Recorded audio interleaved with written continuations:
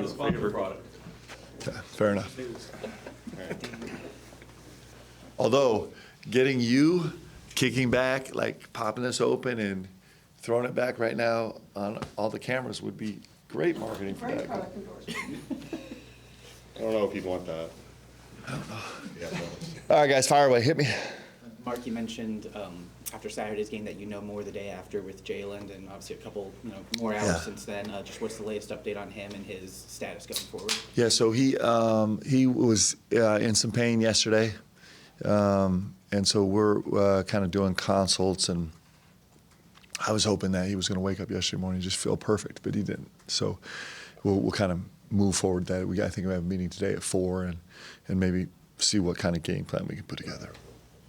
We didn't get a chance to ask about JQ. Yeah. And I know you addressed it before the game, but just what is his status right now? And Yep. So chance he plays Wednesday, or is it going to be wait and see longer than that? So he has progress. He has made progress, feeling better. There was we did some more testing, and so that's an ongoing thing too that we're going to probably figure more about in the next couple of days. So as we kind of do consults.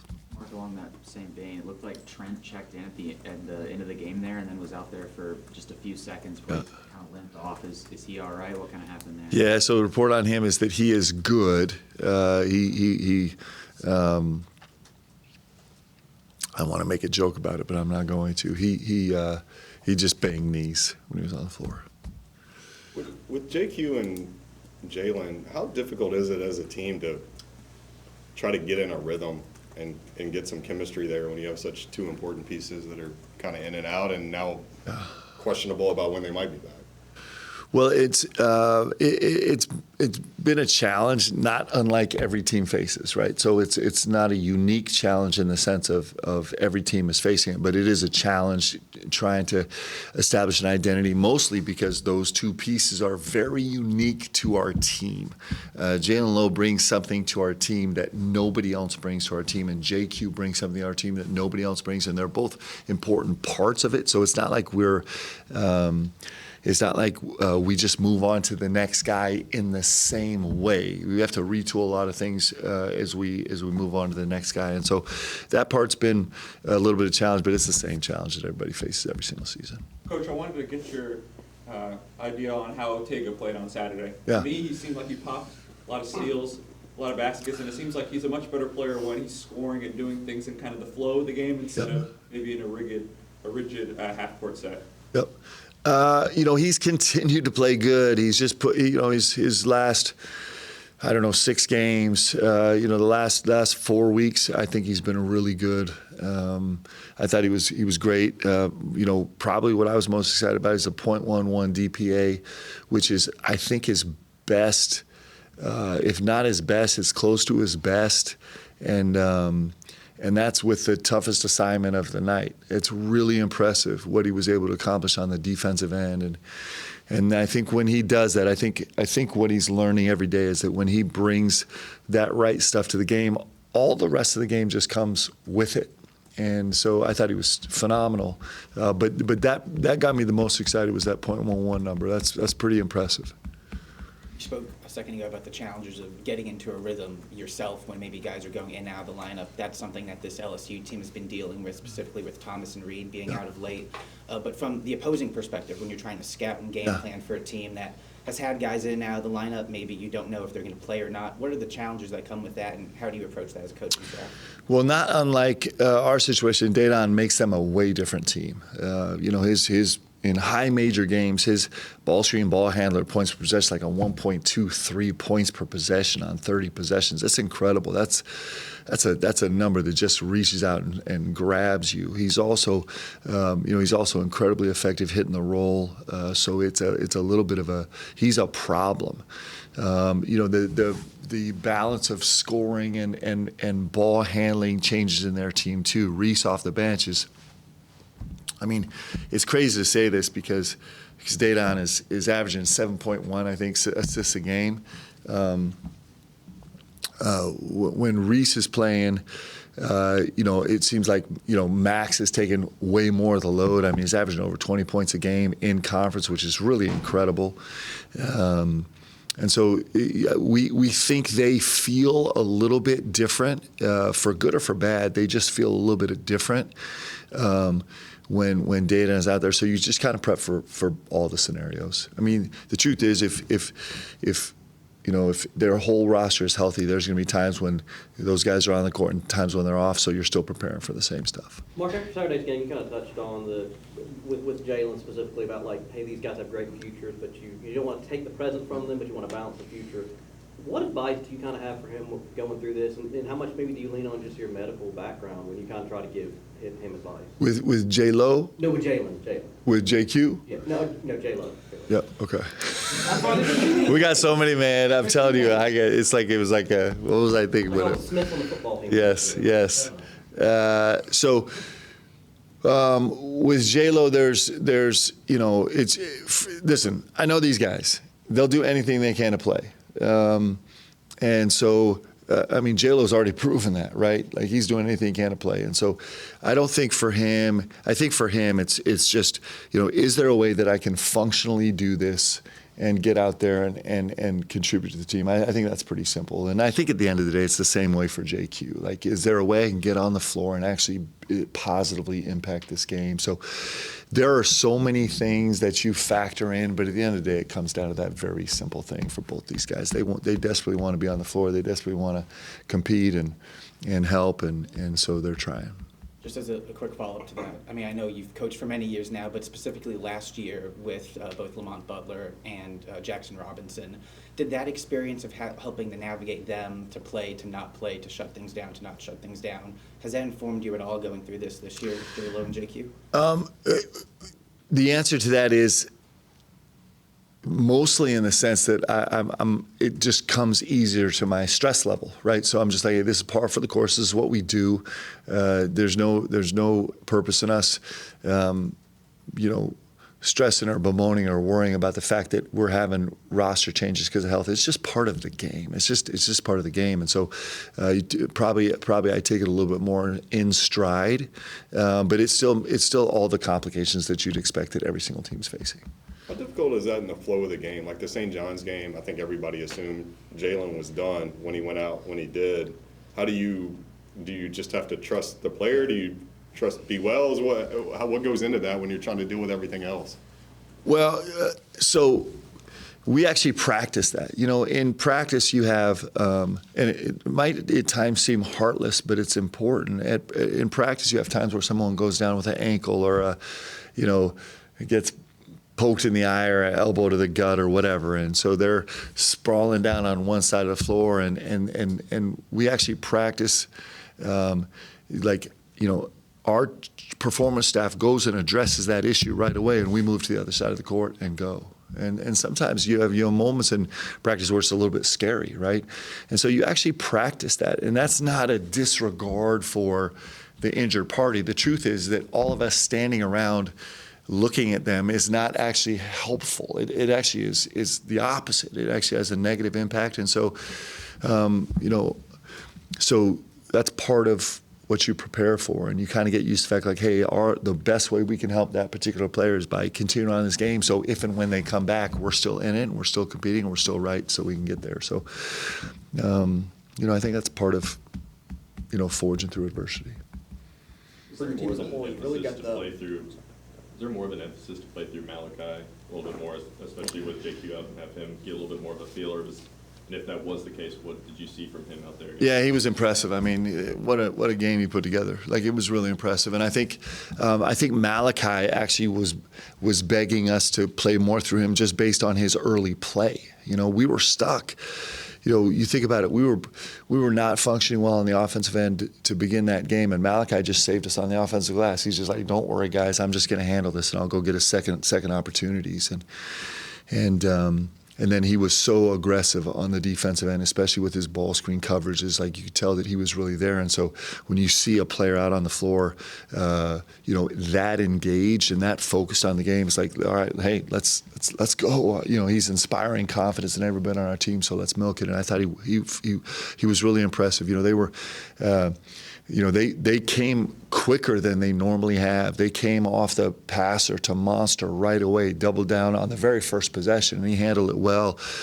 First possession when they came to double, he hit DA, and DA caught it on a stampede and hit Colin on the wing for a 3. And then in the second half, when they went on him, DA floated to the corner, made exactly the opposite move, and Malachi just made a really calm second read and hit him in the corner for a great shot. And so I thought Malachi was really good. We were running a dribble action, and one of our players, who shall remain nameless, kind of forgot the back end of the action. And so you actually had Malachi coaching him through it. You see him on film waving at him to complete his cut and then continue on the play. And then Malachi makes an unbelievable catch and has a, kind of hammer tip pass to the corner. So he was really, really dialed in and engaged. And so that's how it is. Like, when you see guys that have a flow in the game, you just wanted to figure out a way to incorporate them a little more. And that's players building confidence in coaches more than it is coaches mandating that they're going to do something. Does he have a really natural instinct when it comes to offensive rebounding? It seems like he just has his positioning, his timing. It seems like there's a lot there. Was that there when he got here? What did you see it grow over? Yeah, I felt like when I watched him 2 summers ago, I felt like he was clearly a very talented player that could pass. That was the first thing we saw in him, that he could really pass and had some touch around the rim and had some rim protection ability. But I felt like he was a one-positional rebounder. I think we've talked about this. And then watching him play this past summer, it was different, man. He had made a huge strides in terms of being a guy that rebounds out of his area on both the offensive and defensive side, and then his ability as a rim protector outside of his area really expanded too over the course of the last 18 months. It's been impressive to watch him grow. How much will you be leaning on Jasper and kind of this indefinite absence with Jaland, saying this it might be might be your time? Yeah, I mean, we'll see. I think, we'll see what happens with Jaylen if and when he comes back. But Jasper's ready. Like, he's gone through a non-conference season. He's worked really hard every single day. He's showing on the court. He was another guy where his numbers didn't jump out and grab you in the game, but the force and the decisiveness that he played with in the game, both on the offensive and defensive end, I was really pleased with it. And so he's ready to go make a contribution, and we need him to. And regardless of the health on our team, we need him to, because he brings a unique skill set. And so, he's improving and growing in a great way. Mark, before last season started, you were asked multiple times about the importance of identifying like a starting 5, and you kind of repeatedly said, hey, we care more about who finishes the games. But do you feel like with this team, it is a little bit more important to kind of have identifying the right starting 5 just because of some of the slow starts? And it's interesting. The slow starts they're different. So most of our pain in the first halves by a multiple of 3 or 4 aren't happening in the first 4 or 6 minutes. They're happening from minutes, 4 to 6 to 8, somewhere in that range to that second rotation, or that blurred between the second rotation and the third rotation is where in our high major games we've kind of seen a little bit of slippage. And so the answer is that our starting lineup is probably exactly what we always thought it was going to be. It's important, but it's by far not the most important thing. And I do anticipate that our starting lineup will probably continue to change. It's going to change because of health. It's going to change because of guys growing in their role and responsibility. It's going to change because of guys' performance. It's going to change sometimes because of matchups or style of play. We're not going to be belligerent about it and just kind of, pull names out of a hat, but I think that we'll change it. But like I said, it hasn't been the number one pain point for us so far. It's been kind of into that second rotation, or maybe between in the second and one half rotation. Mark, after the game, you took some time to kind of praise Andre Yelovich. He was a guy who had been earning some keys before that. What can you say about not only how he handled just hearing his name called and going into that game, but also what can he add to this team going forward? Yeah, he was awesome. He's handled it great. I mean, he's just like, he's a pretty steady human being, right? And so he's like, hey, I don't like that I'm not playing right now, but I understand the process, and I've been through this before, and I know that if I just keep working, then good things are going to happen whenever it's time for them to happen. And I thought he, I think he had some sense of the fact that, he could be thrust into that game Saturday, and I thought he came, and I thought he was really good. We had a couple defensive breakdowns, but his presence, he has a calmness about him. And he made pretty good decisions on the offensive end. I thought it was really good, and we're going to need him to be good going forward, just because he has a skill set that can really help us.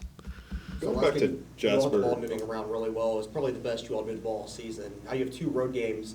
The crowd kind of built off of it last game. How do you do that when you won't have the crowd in the next 2 games? Well, we have veteran guys, and we've been through it, and there's nothing like playing in front of BBN in terms of just adding emotion and encouragement and just passion to the game, and so certainly it's not the same experience playing on the road. But if we're where we're supposed to be, that shouldn't have much of an impact. With Jasper, is he somebody after some struggles in the Alabama game and then not playing at all against Missouri? Do you have to have maybe some one-on-one conversations with him just to kind of keep him bolstered up, I guess? Yeah, I mean, I'm having one-on-one conversations with our guys in passing, and sometimes really structured, like scheduled meetings, always, whether things are going great or whether they're not going well. And it's one of the things I've been really proud of Jasper with is that he's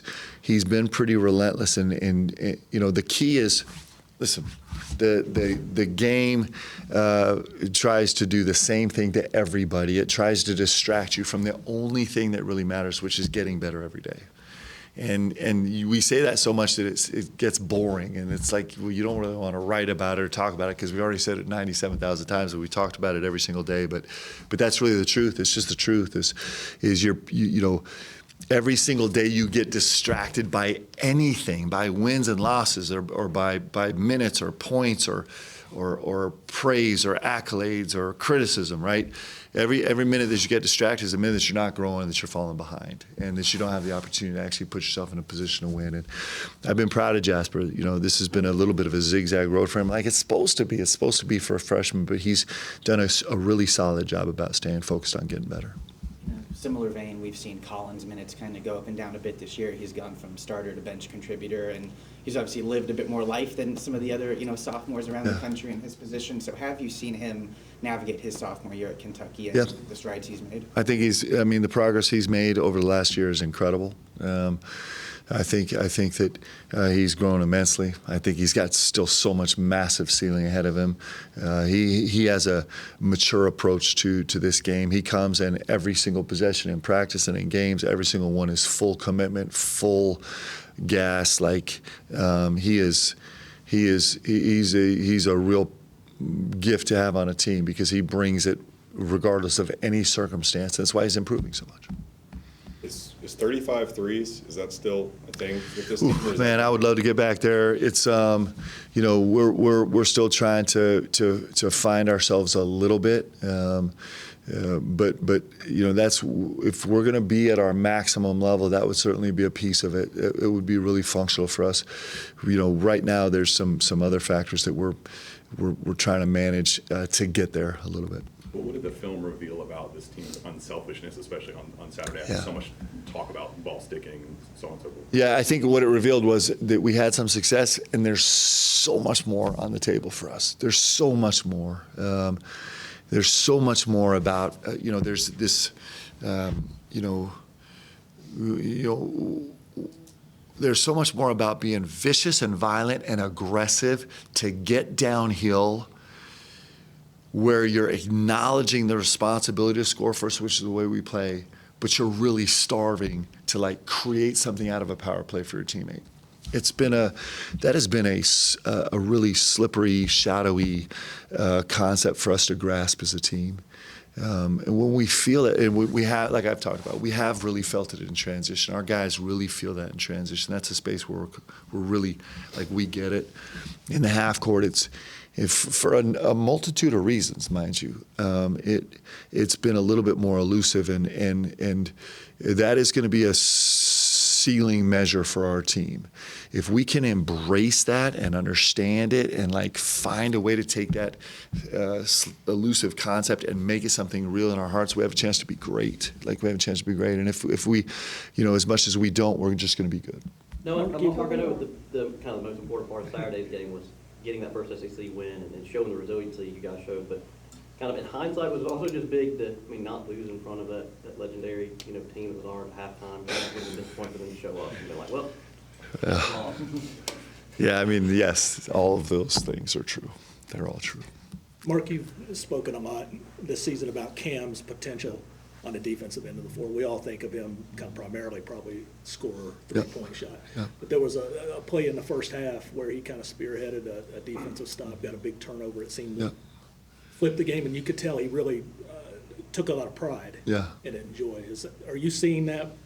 Yeah, he's a .12 overall, through all of our games, and he was a .13 DPA in this game, and with some. He had some challenging matchups and some less challenging matchups, but he's got a length and athleticism and a calmness about him that sometimes drives me crazy because I'm more comfortable seeing guys froth at the mouth. But he's effective with his length and his anticipation on the defensive end. And that hawk play on the sideline out of bounds that you're referring to was really important. I think it's 28-22, and we're just barely trying to find some life in a gym that we started out just killing. And he gets a big time steal and a layup, and it just continues to build on a little bit of the momentum we built. And those are big plays. They're really important. And so he's made a number of those, and